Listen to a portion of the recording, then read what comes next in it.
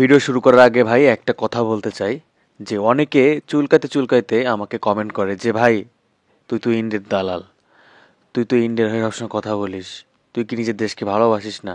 তো শোন, তোদের উদ্দেশ্যে একটা কথা বলি, শোন। আমি আমার দেশকে খুব ভালোবাসি এবং আমি অনেক গর্বিত মনে করি যে না, আমি বাংলাদেশী। কিন্তু যেটা সত্যি সেটা সত্যি বলার চেষ্টা করি। আর তাদের যদি তোর ভালো না লাগে তাহলে তুই থাকিস না, তোর নিমন্ত্রণ করে এখানে আনে নাই কেউ। স্পেশালি খারাপ কমেন্টগুলো আমাদের দেশের কিছু মানুষ, সবাই না, কিছু মানুষ করে। তো তাদের উদ্দেশ্যে কথাটা বলা। হুম। তো আমি তো তোমাদেরকে আমন্ত্রণ করে আনি নাই আমার চ্যানেলে, রাইট? সো এটাই এটাই বলা ছিল ভিডিও শুরু করার আগে। তো আজকে যে আমি ভিডিও ইউজ করেছি সেই স্যারের চ্যানেলে সবাই যাও, ভিজিট করো, ভালো লাগবে। আর টাইটেলটা না, টাইটেলটা বলবো না আসলে, দেখতেই পারতেছো টাইটেল কি, বলার কোনো প্রয়োজন নাই। তো ভিডিওর মধ্যে অনেক কথা হয়তো আসতে পারে, পলিটিক্যাল ইস্যু। তো আমি পলিটিক্যাল মানে কোনো পার্সন না যে পলিটিক্যাল বিষয়ে কথা বলতে হবে। তবে আমার কাছে যেটা সত্যি মনে হয় সেটা বলি, যেটা আমি ডিরেক্ট বলি, স্ট্রেট ফরওয়ার্ড কথা বলতে খুব পছন্দ করি, তাই বলি। এতে কার কি সেরা যায় না কি যায় আমি জানি না, আমার তো কিছু সেরা যায় না। তো চলো, লেটস গো।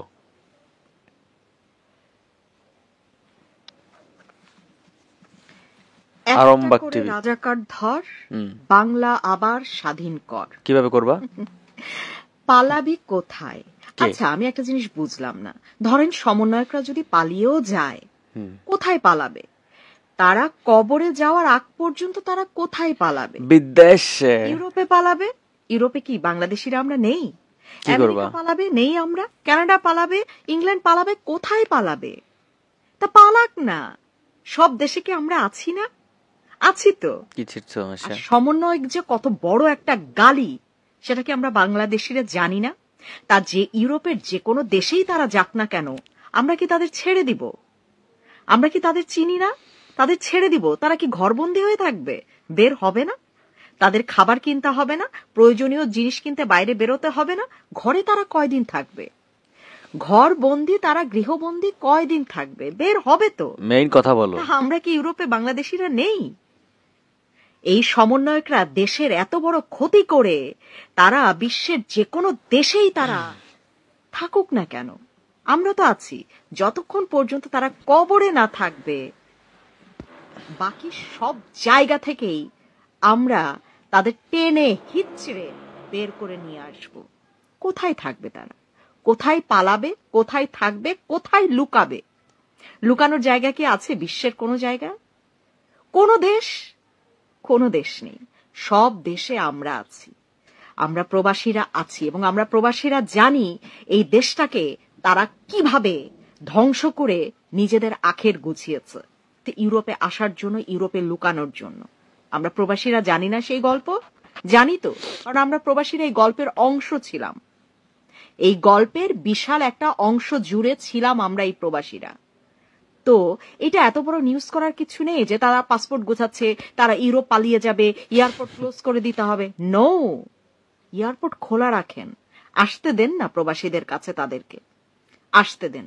বাংলাদেশিরা তাদের যেই হাল করতে না পেরেছে, প্রবাসীরা সেটা করে দেখাবে। আসতে দেন। কোথায় পালাবে তারা? তারা কি ভেবেছে ইউরোপে পালালে তারা বেঁচে যাবে? প্রবাসীরা তাদের ছেড়ে দিবে? তাই এত সোজা? বুঝলাম ইউরোপে অন্যায় করা যায় না, বা তাদেরকে পিটানো যাবে না, তাদেরকে মারা যাবে না, সবকিছু বুঝলাম। কিন্তু টেনে হিচড়ে রাস্তায় নিয়ে আসা যাবে। প্রবাসীরা কতটা হিংস্র হতে পারে এবং প্রবাসীরা কত কিছু করতে পারে, সেটাই তাদেরকে দেখানো হবে। আসতে দেন, এয়ারপোর্ট খুলে দেন। পাসপোর্ট যদি তারা বানাতে চায়, তাদেরকে আরো সাহায্য করুন, তাড়াতাড়ি বানাই দেন পাসপোর্ট। তাদেরকে প্রবাসীদের কাছে তাড়াতাড়ি হস্তান্তর করুন। বাকিটা আমরা দেখে নিব। বিশ্বের এমন কোনো দেশ নেই যে আমরা থাকি না। ঠিক আছে? সো তারা কোথায় পালাবে বা পালাচ্ছে, পাসপোর্ট রেডি করছে, এয়ারপোর্ট দিয়ে যাবে, এসব কোনো সংবাদই না। পালাতে দেন।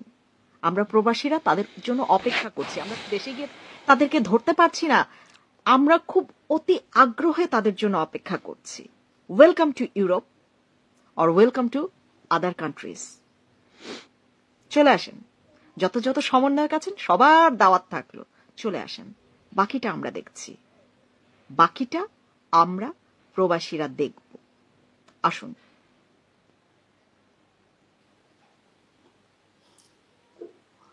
দর্শক, আমি তো চিনি না কে আমিও চিনি না।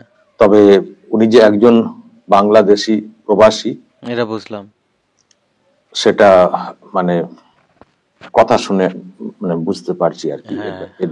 এর বেশি কিছু জানি না, হুম। কিন্তু উনি যে কথাগুলো বলেছেন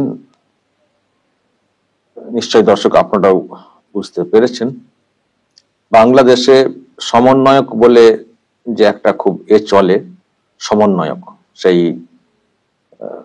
যে মুভমেন্ট চলছিল কোটা মুভমেন্ট, তখন থেকে এই সমন্বয়ক কথাটা এসছে। স্টুডেন্টস। মানে খুবই একটা জোরালো ভাবে এটা এসছে আর কি, একটা বড় পদ সমন্বয়ক। তো হাসিনা উৎখাতের আগে থেকেই এটা ছিল, এখনো এই পদ আছে। সমন্বয়কদের কেউ কেউ উপদেষ্টা হয়েছেন, আর যারা হননি তারা এখনো ওই রকম পদে বসে তারা এখনো তাদের মতো করে মুভমেন্ট চালিয়ে যাচ্ছেন। বিভিন্ন সময়ে বড় বড় কথাও বলছেন, আপনারা নিশ্চয়ই শুনছেন। হাসনাত আব্দুল্লাহ, সার্জিস আলম, এরকম আরো হয়তো নতুন করেও সমন্বয়ক হয়েছে। তো সেই সমন্বয়কদের উদ্দেশ্যে উনি এইসব কথাগুলো বললেন যে পালাবে কোথায়, সমন্বয়করা পালাবেন কোথায়, মানে কবর ছাড়া কোনো জায়গা নেই আর কি, এখানে দেখছি কে লিখে দিয়েছেন।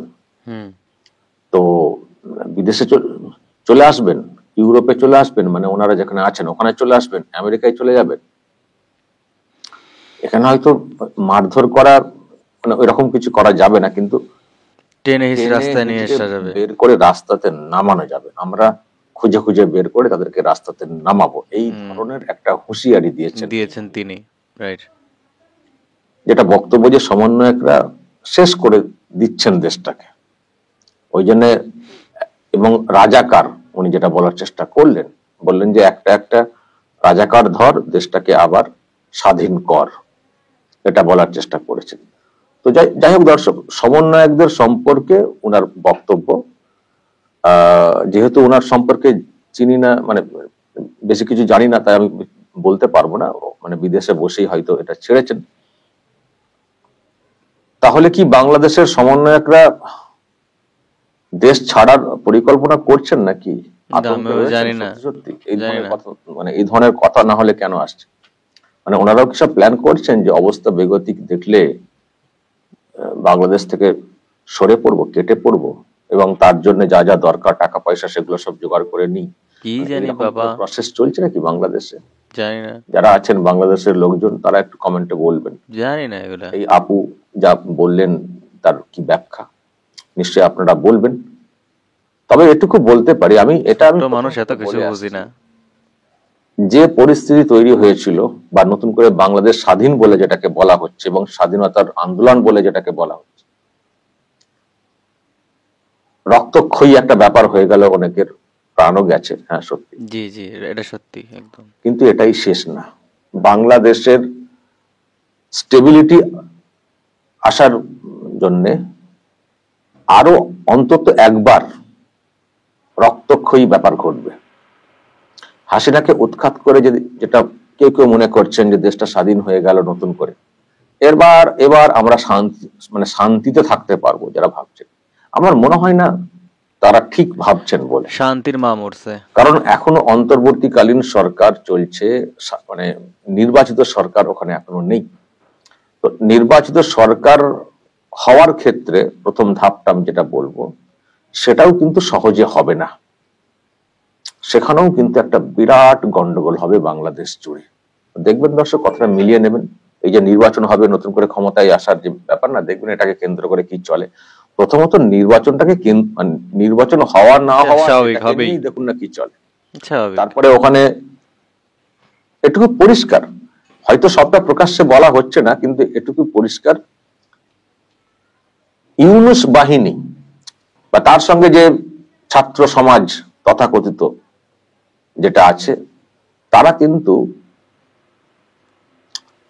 ওই এখন বিএনপি হচ্ছে আর কি, বিএনপিও ক্ষমতায় আসার চেষ্টা করছে, কিন্তু তাদের একটা অংশ আমার কোথাও মনে হয় তারা কিন্তু বিএনপি মাইনাস নিয়েই ভাবছেন যারা দায়িত্বে আছেন ওই অংশের, তারা কিন্তু বিএনপি মাইনাস নিয়ে ভাবছেন। মানে ওখানে একটা কথা রয়েছে -2। -2 বলতে মানে আওয়ামী লীগকে মাইনাস তারা ধরেই নিয়েছেন, এখন ধরে নিচ্ছেন আর কি, যদিও আওয়ামী লীগ এখনো ভাবছে যে তাদের অস্তিত্ব ওখানে আছে। আর জাতীয় তো পার্টি যেটা -2 বলতে নো আওয়ামী লীগ, নো বিএনপি, বিকল্প কিছু, এইরকম পলিসি কিন্তু ওখানে একটা চলছে, চেষ্টা চলছে। ফলে এবং আপনারা দেখেছেন এই যে সংস্কার, নির্বাচন সংস্কার বলে যেটা এসছে, সেখানে যারা এমপি হবেন তাদের যে ন্যূনতম বয়স সেটাকে 25 থেকে কমিয়ে 21 করে দেওয়া হয়েছে। এটা পরিষ্কার। এবং এবং এবং এটাও নাকি একটা সংরক্ষণ টাইপের কিছু করা হচ্ছে, যে তারুণ্য, মানে তারুণ্যটা রাখতে হবে এমপি পার্লামেন্টে, সেই জন্য কত শতাংশ মানে অল্প বয়সীদেরকে টিকিট দিতে হবে, এইসবও নাকি শুনছি প্রস্তাব আকারে এসছে। তো ওটার থেকেও এই যে 21-এ নামিয়ে নিয়ে আসা, তার মানে ছাত্র সমাজকে উদ্বুদ্ধ করা। আর সবটাই ওই কমিশন নিজেদের মতো করে করছে, তাদেরকে কোন রকম পরামর্শ দেওয়া হয়নি আগে থেকে যে এই বিষয়গুলো এইভাবে দেখবেন, সেটা আপনারা বলবেন কি করে। 21-এ নামিয়ে নিয়ে আসা এবং ভোটারদের বয়স মনে হয় 17 এরকম প্রস্তাব আকারে শুনেছিলাম, ন্যূনতম বয়স। ফলে এই সবগুলো কোথাও ইঙ্গিত করে যে ইউনূস বা তার বাহিনী বা সমন্বয়করা তারা কিছু ভাবনা চিন্তা করে এগোচ্ছেন। এবং এটাও আপনারা নিশ্চয়ই বুঝছেন যে ভোট তারা এখনই করাতে চাইছেন না। এই সমন্বয়ক যারা আছেন বা ইউনূসের সঙ্গে ঘনিষ্ঠভাবে যারা আছেন, তারা কিন্তু এখনই ভোট করার পক্ষপাতী না। বিএনপি এটা নিয়ে প্রশ্ন তুলছে যে কেন দেরি হচ্ছে, সংস্কারের কি এমন এত প্রয়োজন রয়েছে যে এত দেরি, 26-এর শেষের দিকে ভোট হবে ও মাঝের দিকে ভোট হবে, এত দেরি কেন? ভোট তো করানোই যায়, এই চলতি বছরের মানে মাঝামাঝি অবস্থাতেই তো ভোট করানো যায়, মানে মিডিলের দিকে। তো ইজি না। এটা নিয়ে দেখবেন এই সমন্বয়করা, ছাত্র নেতারা তারা আপত্তি করছেন, তারা বলছেন কেন এত তাড়াতাড়ি ভোট। তো এখানে কোথাও ইঙ্গিত করে প্রথমত যে বেশ ভালোই চলছে, চলুক আরো যতদিন চলে। আর দ্বিতীয়ত সময়টা হাতে পেলে তাহলে আমরা কিন্তু একটা নতুন প্ল্যাটফর্ম তৈরি করতে পারবো, একেবারে নতুন একটা প্ল্যাটফর্ম। এবং আপনারা জানেন যে একটা নাগরিক কমিটি বলে ওখানে তৈরি করা হয়েছে, যারও মুখপাত্র হিসেবে রয়েছেন ওই সার্জিস আলম। সুতরাং এই আস্তে আস্তে স্টেপ বাই স্টেপ তারাও সংগঠন তৈরি করার চেষ্টা করছেন কিনা, নতুন দল একটা মানে রূপ দেওয়ার। তো সেটা পরবর্তী সময়ে পরিষ্কার হবে। ফলে সমন্বয়করা কিন্তু তারাও তাদের মতো করে ভাবনা চিন্তা করছেন, দেশটাকে নতুন করে করার চেষ্টা করছেন। কিন্তু ওই আর কি, যাই হোক না কেন, আলটিমেটলি দেখবেন রক্তারক্তির মতো আবারও ঘটনা ঘটবে। আর যখন সমন্বয়করা দেখবেন পায়ের তলার মাটি আলগা হয়ে গেছে, তখন তারা সবার আগে পালানোর চেষ্টা করবেন। এটা তাদেরকে পালাতেই হবে, কারণ তারা যে কাজটা করেছেন হাসিনাকে উৎখাতের পরে, অন্যদের ধরুন দল করতেন, আওয়ামী লীগ হয়তো কেউ কেউ করেছেন কিন্তু ভালো মানুষ, কিন্তু যেহেতু আওয়ামী লীগ করেছেন, ব্যাস তাদের উপরে আক্রোশ, তাদের বাড়িতে হামলা ইত্যাদি সব ঘচ্ছাড়া হয়ে গেছেন। আওয়ামী লীগ মানেই সে খারাপ, এটা তো কখনো হতে পারে না। একটা দলের খারাপ ভালো মানুষ থাকতেই পারে। আমি ধরছি হাসিনা খুব খারাপ, তার মানে হাসিনার দলে যে আছেন সবাই খারাপ। সাকিবুল হাসান সেও নাকি খারাপ, তার নামে একটা অ্যারেস্ট ওয়ারেন্ট বেরিয়ে গেছে। এই যে বিষয়টা, এটা ভাবছেন না, মানে ভাবেননি কেন জানি না, যে আমাদের হাল কি হবে, আমরা কি সারা জীবন ক্ষমতার অধিকারী থাকবো? হাসিনার তো প্রচুর পাওয়ার ছিল, হাসিনার বাবা মুজিবুর রহমান অত বড় একজন মানুষ, তার ক্ষমতা, তারপরে তার মেয়ের ক্ষমতা, তাকেও কিন্তু চলে যেতে হয়েছে। সে যে কোনো কারণ হোক, যে ভাবি হোক, ষড়যন্ত্র হোক, যাই করা হোক, চলে যেতে হয়েছে। হাসিনা যদি চলে যান, তাকে যদি চলে যেতে হয় এই রকম প্রভাব প্রতিপত্তি থাকা সত্ত্বেও, তাহলে এই সমন্বয়করা কোন ছাড়? তারা কেন এটা ভাবছে না যে আমাদের তাহলে তখন কি হালটা হবে? আজকে আমরা যাদেরকে পেটাচ্ছি, যাদের নামে এত কথা বলছি, আমাদের তো বয়স সবে 21, 22, 23, অনেক দিন তো মোটামুটি মানে বাঁচার একটা সুযোগ রয়েছে। তাহলে আমরা কি করে বাঁচবো? এটা তাদের ভাবা উচিত। হয়তো কেউ কেউ ভাবছেন এবং সেই জন্যই হয়তো সবকিছু তৈরি করে রাখছেন, সুযোগ বুঝলেই চলে যাব, বেগতিক দেখলেই চলে যাব। কিন্তু ওখানে আপু বলছেন আসুন না, দাওয়াত দিয়ে রাখছি, আসুন, দাওয়াত দিয়ে রাখছি, আসুন, কোথায় লুকোবেন দেখবো, পালানোর কোনো পথ থাকবে না। মানে বাংলাদেশিরা যেটা করতে পারেননি, আমরা প্রবাসীরা আমরা সেটা করে দেখিয়ে দেব। এই ধরনের একটা হুঁশিয়ারি মানে বিদেশ থেকে দেখছি সোশ্যাল মিডিয়াতে উনি দিয়েছেন। যাক দর্শক, যদি এই নিয়ে আপনাদের কিছু বলার থাকে অবশ্যই বলবেন, যা বলার বলবেন কমেন্ট বক্সে, নজর রাখবেন আরামবাগ টিভিতে। ঠিক আছে, থ্যাংক ইউ। তো এই ছিল ভিডিও। আসলে মানে জানি না দেশের কি অবস্থা হবে, তো আমি আশাবাদী যে যাই হোক, আর কাটাকাটি মারামারি হানাহানি একদমই চাই না। অনেক মায়ের বুক থেকে তার ছেলে চলে গেছে, অনেকেই। এই যে কোটা আন্দোলনে অনেকেই তো শহীদ হয়েছে, মারা গেছে, রক্তাক্ত লাশ রাস্তায় পড়ে আছে, কত মার বুক খালি হয়ে গেছে, তাই না?